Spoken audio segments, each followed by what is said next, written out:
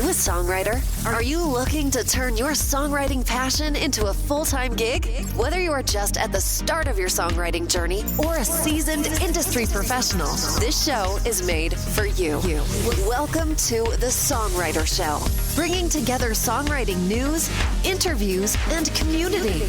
Now, welcome your host, Sarantos. Welcome to The Songwriter Show on Reality Radio 101. I'm your host, Sarantos, a fellow solo music artist and songwriter who's always believed in the magical power of words. Here on The Songwriter Show, we bring you behind the scenes with some of today's most inspiring songwriters, giving you a little glimpse into the stories that shape their songs. Tonight, I'm so excited to have R.W. Hellborn, the driving force behind Philly's Riverside Odds. He's been a relentless presence in the punk rock scene since 2013. Known for his high-energy performances and raw, unfiltered vocal style, he's built quite a reputation as a road-tested, no-frills artist who embodies the spirit of punk at its core. And now, welcome this week's special guest. Welcome to the show, RW. How are you? I'm doing great, Sarantos. How are you doing tonight? Doing well, man. So I'm just imagining you flying through the crowd and just shrilling your vocals and just torturing people, but they love it and they want more, right? That is what I've come to found is, it's that, I've got this nice little pocket of growing fans here that are digging the gravelly voice. You know, I get some nice comparisons. I never get tired when someone comes up after the show and it's like, hey man, you remind me of Lemmy. You remind me, of That's Motorhead. awesome. And I'm like, I will never, tell you not to make that comparison. But yeah, it's been like you said, I've been doing this for quite a while, as you have too on your end.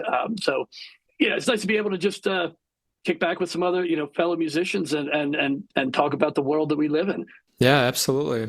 So tell us a little bit about when you started playing. How old were you? I picked up the guitar it was probably third grade. I actually started playing the piano when I was real young, probably like, I want to say like 6 or 7 years old. My older sister started playing piano. And so as a younger sibling, I wanted to do everything my older sibling did. So that meant learning to play the piano as well. After that, I kind of got away from that. I picked up the guitar. Like I said, it was about third grade that I started getting interest in music again. And then kind of put that down again for a little bit because third, fourth grade, I didn't know much about anything, and I didn't want to practice. That was my biggest problem. At that point, I got bored very easily with things, and I change my focus often. Some might That say never happens to me. No, musicians and artists, we don't all have ADHD, do we? Dude, I'm doing it's funny when I talk to people, people have one job and they go home and they literally forget about their job. And most people I talk to at 2 a.m. and at 10 o'clock at night is when you're doing this shit. So it's funny how people complain about how busy they are. And you're like, dude, you have no idea. Yeah, I currently have 4 jobs to put, in order to allow myself to do this too. Seasonal work is always good for someone like me that's going to be gone for big chunks of time. So a lot of the stuff that I do when I'm not on the road, either with myself or working with other bands is I pick up these extra jobs or project work or here and there. It's whatever you can do to keep the ball rolling, right? Yeah, I mean, it is what it is, man. So I was going to ask you, we got interrupted, but when you were talking about playing the guitar and all that, I was going to ask you, how old were you when you broke your first guitar and just smashed it on stage?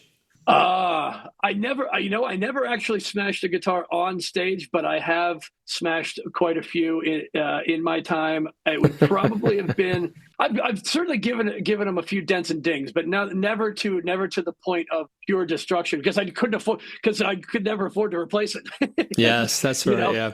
The first guitar, I'll tell you what. When Gibson, when Gibson gets me my first custom R.W. Hellborn guitar, I will smash the one that I have on stage just for you. But yeah, it's I have certainly smashed one or two out of frustration from things and regretted it immediately. Yes. Well, all right. Tell us a little bit about your songwriting process. So a lot of the stuff, especially the stuff that's on this album, kind of came together in pieces. Like I said before, I'm on the road a lot now, and just being out and about, you'll find like I'll pick up a line, somebody will say something offhand, I'll pick up something at a show, and just it usually starts with a line, the verse or the concept of the song. Morbid Curiosity is a perfect example. This was the first song that I wrote post Riverside Odds that I really was this from start to finish. This is the only me involved in the writing of this, and I wrote it on the road when I was working with when I was roading for Super Suckers, and it was just somebody made a comment about it was about me, and it was basically about that morbid curiosity of like I am just an inquisitive person, and sometimes to my detriment. Sometimes I am in an environment that I don't recognize that I might be in more danger than I think I am. Yeah. And so I have a little more, it was one of these little quirks that Marty, the guitar player from Super Suckers, kind of picked up on me. And he's like, you really do have a morbid curiosity. He's like, you really want to, and it just clicked. And I was like, yeah, all right. And then as other things just came up, and as I found a riff that just kind of fit with it, you find that one part, and it's like, all right, morbid curiosity, something, yeah. It's just you get that hook, and fill it in. You fill it in later, but that song sat as just the hook, the line morbid curiosity in a chorus and one riff for probably a year before I even went back to finish it. Any of your family musical at all? Yeah, funny enough, but I didn't realize it at first. Well, my sister, like I mentioned before, she learned piano. She actually diverted into theater more than music, but so she had a little bit of musical ability. The piano that we both played was actually from my grandmother, so I did get a little bit from that. But it was actually my father who, unbeknownst to me, played guitar in high school, wanted to form a band. He told me about this many years later after I'd started bands. He kind of told me about this later on, that he had this idea for a band that he wanted to make in high school, but then Vietnam happened, and he went to war and instead of becoming a rock and roller. But funny enough, he wound up kind of living a different kind of rock and roll lifestyle in the way that in his career, because he wound up working for the FBI. Wow. This is kind of weird tangent. It's kind of crazy to think that, but he would be undercover, and he'd be away for weeks, months. Sometimes he'd be on the road, and he'd have this basically almost a totally different life, because you kind of have to be, just like when you're on the road, you kind of have to. You have a different routine. You have a different mentality. You don't have to think about you have to think about laundry, but you usually don't have to think about dishes or taking out the trash. Sure. Little things like so. So it's funny that through the years, I found this kinship with my father through the way he still got a little piece of what it would be like to be a touring musician in a completely different realm and a very, very, very, very different environment. That's pretty cool. Okay. So it's, the dichotomy between he and myself, as adults was pretty funny. Tell us about a mistake that most rockers make that they could not get away with, but you get away with it in the punk genre. Oh, man. Well, there's for quite a while. Punk is known to be a little looser, a little dirtier, and a little grittier. So you will find that a lot there's a little more, musicians are a little looser on stage. Maybe we definitely some of us are still in a lot of the we'll drink a little more, we'll smoke a little more, we'll have a little more fun, and sometimes it's a little more party than professional. Now, I'm definitely get on that line, anymore. My early days, certainly, I will say I was definitely a much heavier drinker in my 20s than I am now. In my early punk days, there were certainly shows that I don't remember. um, there was a conversation that I had with my guitar player one day after a show, and I was like, "Why did we skip all these songs? Like, why did we skip the middle of our set?" And he's like, "We didn't." You did. And I was like, "Oh, right, tequila did." Oh, Tequila that's skipped awesome. those. That's funny. But there with that, maybe it's a little, but maybe it's a little bit of a it's a little bit of a double-edged sword too, because if you have that mentality, there is a break between, hey, we're here, we're having fun, we're playing music, we're doing the thing, we're doing what we want, and we're having a good time, and that is amazing, and that's awesome, and we had a lot of fun having a good time. But you also find out that having a good time all the time doesn't always get you to the next step, and usually doesn't get you to the next step. Yeah. So when it comes to, all right, where do we want to be and where are we actually going? Well, what do we have to do to get there? Well, we can't party on a Tuesday night in Kentucky because we've got to get to Cleveland tomorrow. So there's a balancing act between the persona and the, and I'll be honest, I know this is a little longer kind of answer, but that even that mentality is shifting a little bit. I think a lot of people are, we'll put it this way, I think a lot of people are trying to just take a little better care of themselves. Sure. Myself as one of them. So yeah, I think what you can get away with in the punk scene more than any other scene, though, is not having to progress.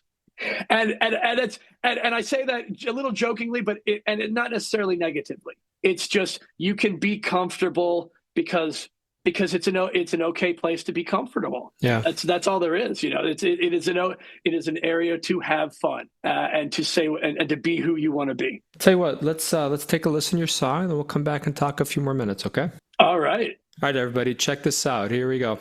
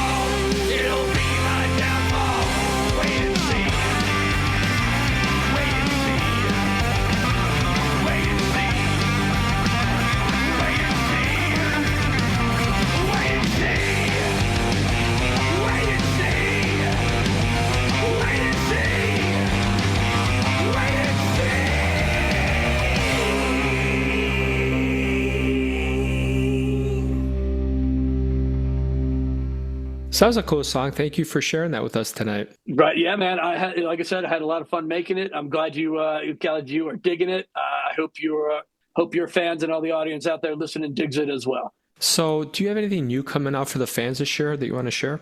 Well, absolutely. I mean, aside from this single, which was just released on the 10th, I released this through Bandcamp and SoundCloud. Actually, the delay.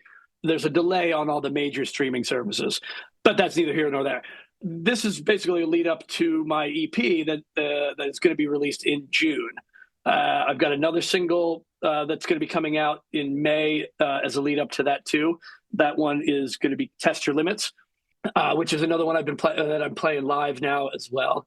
So I'm going to be giving you a little taste of what's to come in a couple of weeks, and then a couple of weeks later, you get the full 6-song package. Is there any special shout out you want to give to anybody that's helped you? Absolutely. I have to shout out Eddie Spaghetti from the Super Suckers. He was the one that has been working with me since Riverside Odds. Actually, the second album he produced that was the first working with him professionally on in that regards. And since then, he's definitely helped me grow and expand my tool my tool belt of rock and roll equipment, and so to speak. He's definitely just been a really, really good mentor and someone who is essentially has taught me a lot, not just about writing and creating music, just being on the road, being what it takes to maintain for the long haul, because he's a dude who has literally is coming up on almost 40 years being a touring musician. That's not something that a lot of people get to. Yeah. So being able to pick his brain for as long as I have, for almost a decade now, has been a real benefit to me, I would say. Sure. Other than that, I just always want to shout out my guy John over at Sweet Creek Studio. He's the one that recorded everything. He's just a master at getting the sound that I need. Do you want to tell us where fans can buy your stuff, stream it? Where can they find you online?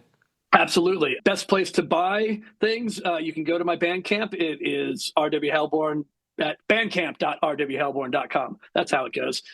Up there is going to be all the music and things that I'm putting out independently. If you're looking for any of the other previous work from Riverside Odds, you can find that on Bandcamp as well. Everything is also available, or mostly everything is also available streaming on the major platforms: Spotify, Apple, Amazon. Just search for me, RW Hellborn. You will find all of that. And pretty much all the socials. Instagram is where I'm the most active, but Facebook, Instagram, Threads, TikTok, YouTube, Discord, and Twitch, all at RW Hellborn 669. Pretty much anywhere you type in RW Hellborn 669, you will find me. So listen, I gotta say that I'm really disappointed that it's not 666 and it's 669. I feel like that's just contrasting with your image, man. Well, there's a reason for that. I'm glad you brought that taken. up. Well, no, it's not. It's not that it was taken, but 669 is because I am sexier than Satan. Oh. All right, man. Well, now that you cleared that up for us, I think I want to thank you for being on the show. Absolutely. Thank you, Sarantos. You're welcome, man. So thank you to all the guests tonight for tuning in to the two of us tonight. We hope your unique story gets heard, and we hope we've inspired you to keep exploring all these stories through music. My name is Sarantos, and as always, it's been a pleasure to have you here tonight on Reality Radio 101. Please join me every single Tuesday evening to hear all these awesome, incredible artists from all over the world. I love you all. Have a great night.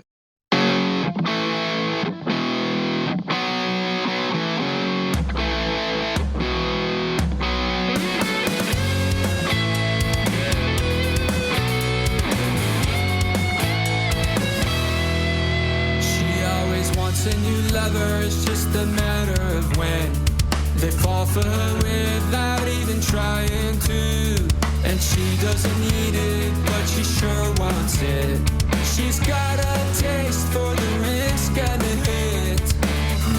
She sets a trap at night, and she blows easily.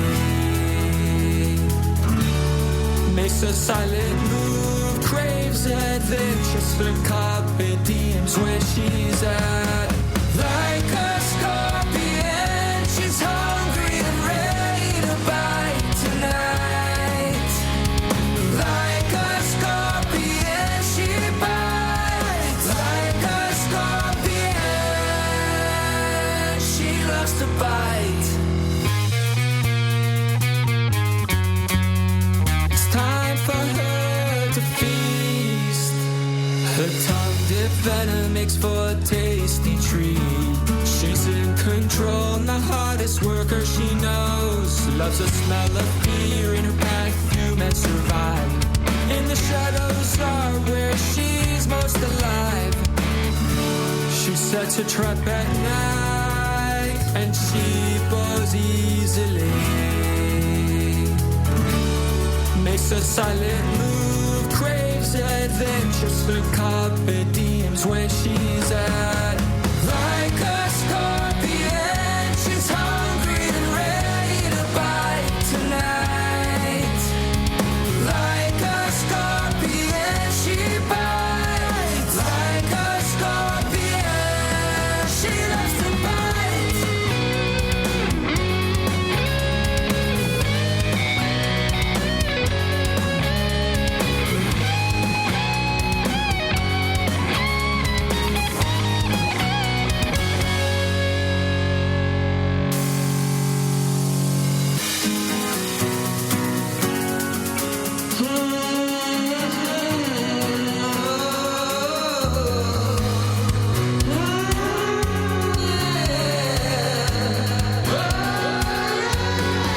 Like a scorpion, she's hungry and ready to bite tonight. Like a scorpion, she bites. Like a scorpion, she loves to bite. Hate her all you want, she doesn't care. Thank you for listening to The Songwriter Show.